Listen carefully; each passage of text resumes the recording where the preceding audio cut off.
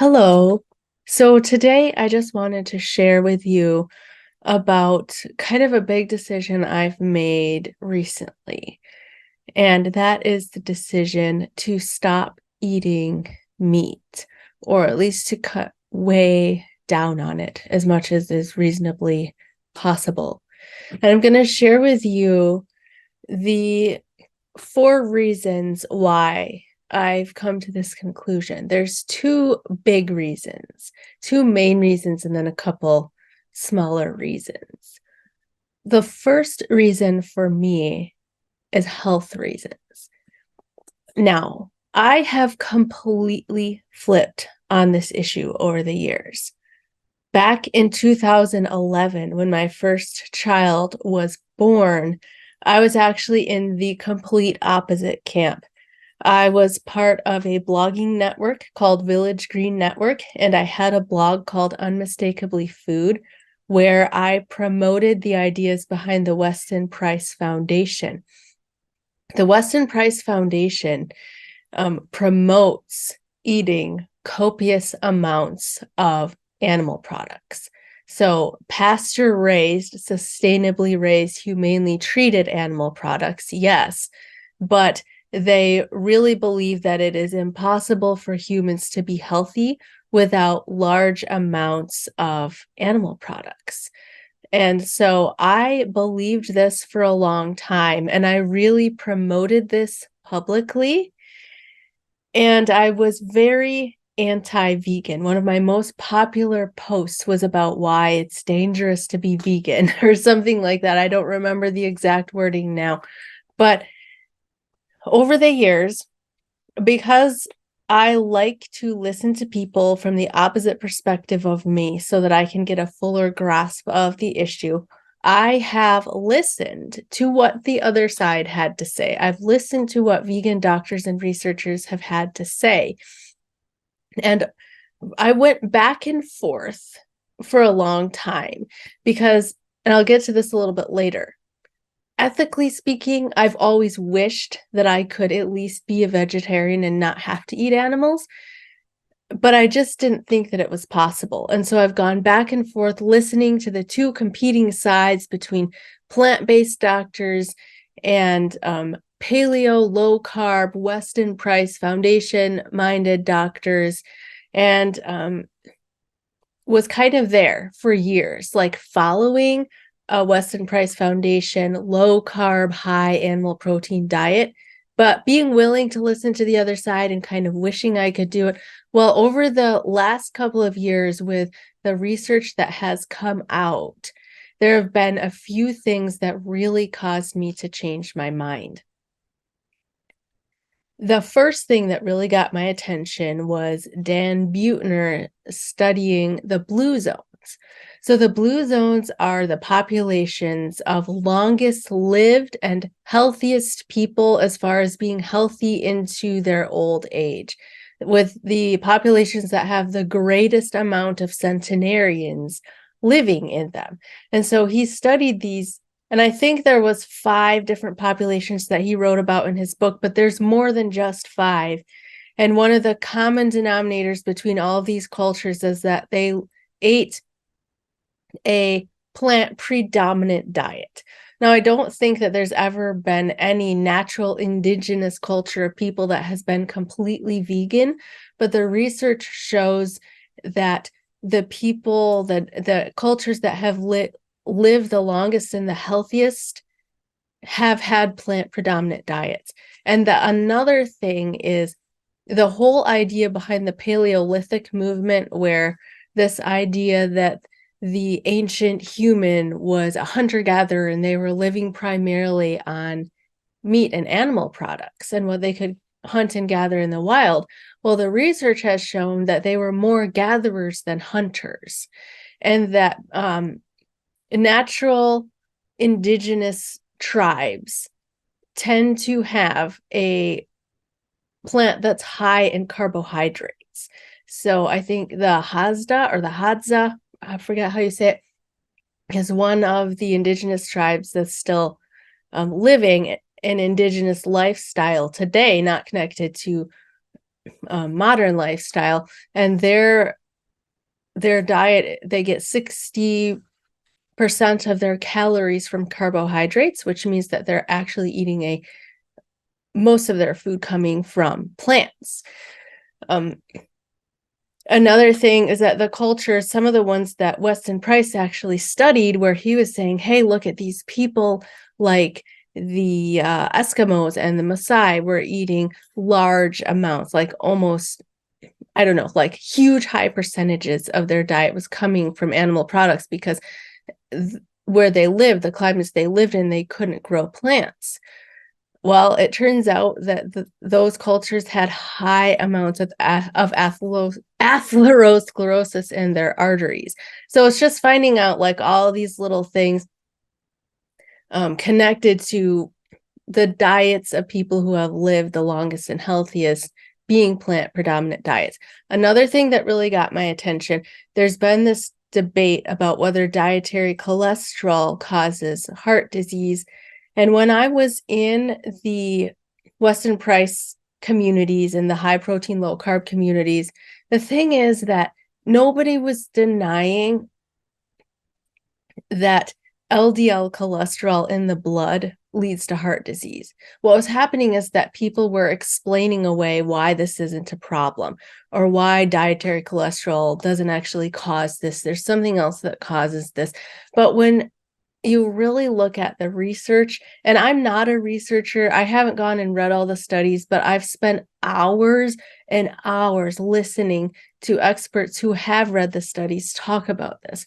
And it seems to be pretty clear to me, like pretty undeniable at this point in time, with all of the meta-analyses that have come out, looking at all the studies that have been done, shows that dietary cholesterol and saturated fat in the diet leads to elevated LDL cholesterol in the blood, and that is one of the biggest markers for heart disease. Well, heart disease is the biggest killer in this country, so it seems to me like that's not something I really want to mess around with. Another thing that got my attention is that heart disease runs in one of my parents' heritage. Diabetes also does. Blood sugar issues and diabetes, which can lead to heart disease and dementia and all kinds of other metabolic issues. I thought for so long that in order to control my blood sugar and keep from developing diabetes, that I needed to eat a low carb diet. That simply has not worked for me. As long as I eat a low carb diet, yes, I can control my blood sugar spikes and I can have good energy and feel good. However, anytime I would go back to eating any amount of carbohydrates in my meal, I would have issues. What I learned through listening to vegan doctors is that eating a low carb diet only puts a band-aid on metabolic issues. It doesn't actually fix the problem, and that actually saturated fat in the diet is the root of the problem, and that when you clear saturated fat out of the diet, the cell is able to take in the sugar like it is supposed to out of the bloodstream, and the metabolic issues will actually be healed. And so after so many years of struggling with symptoms where I can't metabolize carbohydrates, which leads to all of these other issues, I decided I'm willing to give this a try. I would like to cut saturated fat out of my diet and see if I can actually reverse these issues that I've been having, because I've had issues with my blood sugar for years. I've had digestive issues. I've had brain fog. I've had some mental health issues off and on, which there are other things that contributed to that.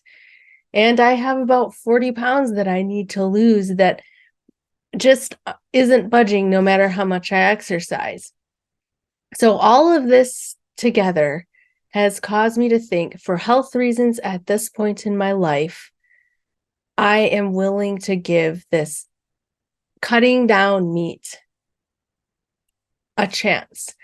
I'm not at this point going completely vegan. I do not eat eggs or milk because I can't tolerate those things. and I'm cutting way down on meat whenever possible. One final note on this topic is that when I was in the Weston Price Foundation communities, one thing that they said a lot is that when people used to live on farms and produce their animals humanely, no one died of heart disease. Well, I don't know what the statistics are on that or if any studies have actually been done on that, but anecdotally, that seems to not be the case. I found out recently that going back 4 generations, my ancestors were dying of heart disease, even though they were living on farms. And so that really got me questioning and thinking, you know what? I'm going to be 40 here in a few years. I need to take this seriously and at least try making this change, get my blood work done, and see if it has a positive impact on my health. I'm not necessarily advocating that everybody should become vegan or stop eating meat. Based on the research, it seems that there's a wide range of diets that can support human health, ranging all the way from vegan to vegetarian to pescatarian to even including smaller amounts of meat in the diet. But what the research does seem to show very clearly is that we need to cut way, way down. And especially for someone like me who was eating low carb all of these years, I'm eating animal products at every single meal. That cannot be healthy over the long term. It's just not something that I want to continue to take the risk with at this point. Reason number 2 why I've decided to cut way down on meat is for ethical reasons. I am the type of person that does not even kill bugs that come into my house. I am the type of person who has struggled to understand violence in any form since I've been a young child. I try to minimize the suffering that I cause whenever possible. And so for a long time, I've had this huge ethical dilemma in my life, realizing that I'm literally eating other living beings when I won't kill a spider that walks across my ceiling, when I won't kill fruit flies that are in my kitchen. I vacuum them up with my hose and take them outside and let them go. So for a long time, I thought that I had to eat meat to be healthy. And now that those health concerns have been answered in my mind, I feel like I'm free to finally follow my heart. I've done a lot of research on what happens in factory farms and slaughterhouses across the United States. And what I have seen has been sickening to me, and I'm not going to repeat the details of what I've seen in those videos because I think that someone has to be really mentally prepared to go there. But I haven't participated in the factory farming scene as much as I was financially able to for a long time because I have ethical problems with that. And I thought that eating humanely raised and grass-fed animal products was a good answer. The more research I've done, that's turned out not necessarily up to my ethical standards either. I've found out that animals are bred in a certain way. For instance, even if you get backyard chickens, they have been bred in some cases to produce more eggs than their body can actually handle, which will cause health issues down the road. I have a problem with things like that because chickens are not just for our use. It's not like I feel like we shouldn't be breeding them in such a way that's going to be damaging for them just so we can use them to get eggs. But the biggest thing that I have an issue with, even with humanely raised animal products, is what happens in slaughterhouses. Because at the end of the day, we are butchering 25 million animals per day in this country. And no matter how humanely that animal was raised, they are getting funneled through the slaughterhouse at the end of the day. And again, I won't give away any of the details of things that I've seen or heard, but I'm sure you can imagine when animals are being butchered at that capacity, it's like they get treated like a number. They're terrified out of their minds and they get treated so cruelly, even if the people working there were treating them as well as they could, which most of the time isn't what happens because people are desensitized. They hate their job. They have to deal with it mentally somehow, but they're being funneled into a place that looks like fear. It smells like fear. They're being treated like a number. And the whole thing is just heartbreaking and sickening to me. And all I can think about is, what if it was my cats or my dog? I used to go to my grandpa's farm when I was young, and I would play with the calves and the lambs, the animals that were being raised for human consumption. And they were absolutely as intelligent and as conscious as my cats and my dog. They each had a personality. They recognized me. We developed a bond. They got excited to see me and to play with me when I would come to the farm. And they're how are they any different than my dog? I mean, if we were butchering cats and dogs at 25 million a day, everybody in America would be on strike, like refusing to participate in this. But it's just because we have certain animals that we consider to be pets and other animals that we consider to be food. And then I'm just at a place for myself where I just can't continue to close my eyes to that fact. I do want to take a moment to say that I don't think that this is necessarily a moral issue. I understand that wild animals eat other animals and that humans have had to eat animals to survive. There have been times in human history and in certain climates, when animals was the only food available to humans. And even now, you could argue that most Americans only have access to factory farmed animals because most of us are living on minimum wage. The cost of living is going up and we just don't have another option, and we have to put food on the table for our children. I've been in that situation. I get it. It's not a black and white, right and wrong. Like, you're doing something that's morally wrong by eating a cow that was sent to a slaughterhouse. That's not what I'm saying at all. I'm just explaining from my point of view why I can no longer participate in the system. And I did for years participate in it because I thought I had to for my health. And there were years I ate factory farmed meat because I couldn't afford grass-fed meat. So it's not a simple issue. The other thing that I want to point out is that there are ethical issues with almost everything that we buy. Plant agriculture has huge ethical issues. So it's not like eating plants is necessarily more ethical than eating animals. It's such a nuanced issue.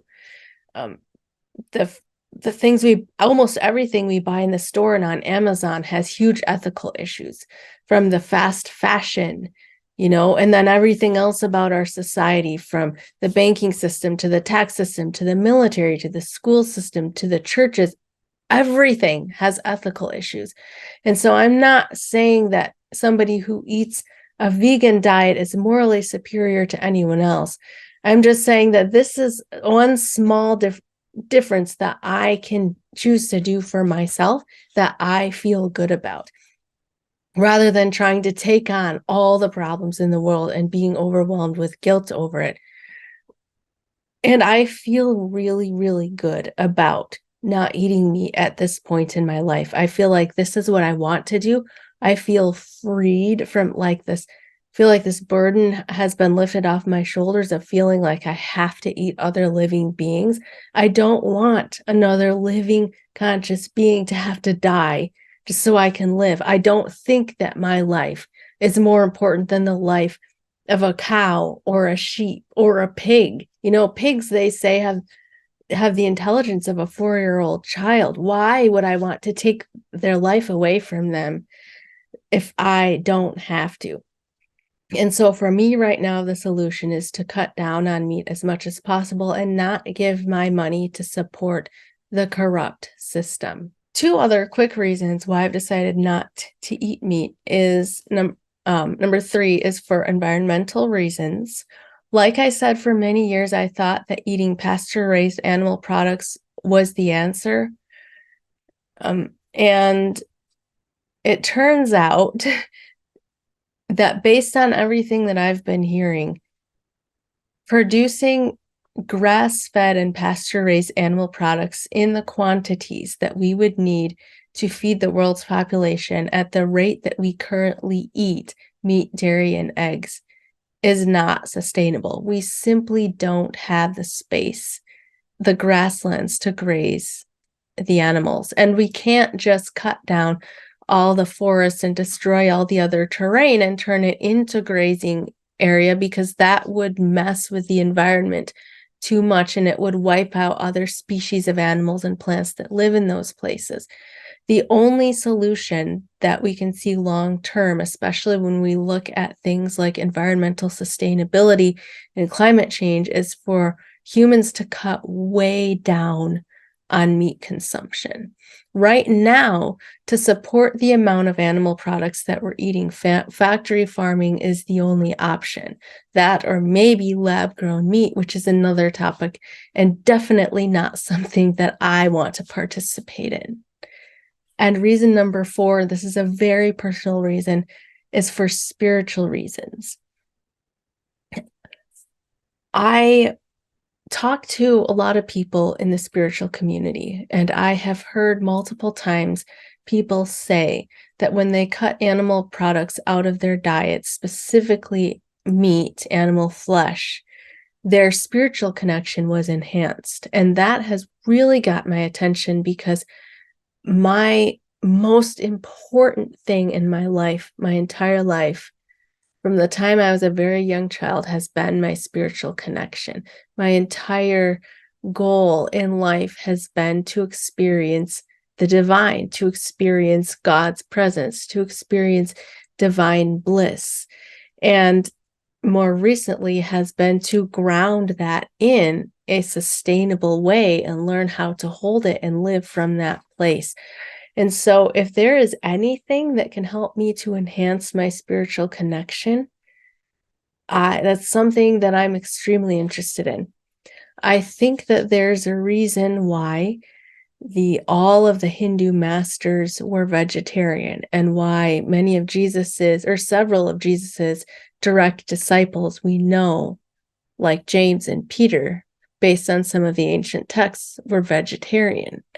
I think there's something to be said about making the bulk of your diet living foods, fruits and vegetables from the earth. Also, another thing is in the book of Daniel with the Daniel fast, when Daniel was told, if you stop eating the rich foods like meat, your body's going to be stronger, and you'll be stronger than all the king's men, or however the story went. I think there's some spiritual truth there, and it's something I just want to try for myself.